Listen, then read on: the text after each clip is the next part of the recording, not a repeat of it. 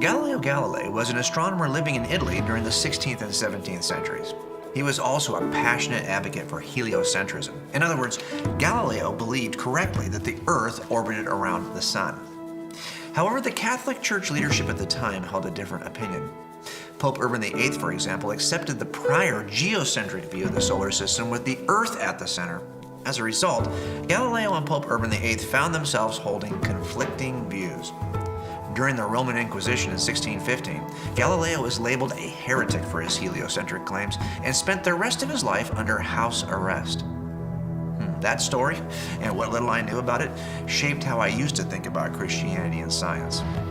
But as I began researching Christianity's relationship with science in my investigation of the Jesus fallout, I learned the truth about Galileo and Pope Urban VIII is much more nuanced than I originally was led to believe.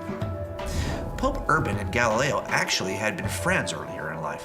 The Pope even gave Galileo permission to write about heliocentrism if he agreed to treat it as a hypothesis. But Galileo eventually published his work as more than that, and to make matters worse, he mocked and insulted the Pope in the process. Galileo found himself judged as much for his delivery as his content.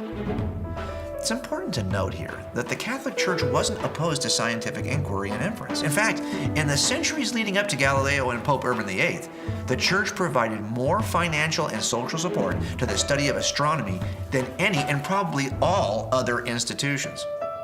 Jesus' followers weren't science deniers. Instead, they were innovators and were in many ways responsible for the scientific revolution.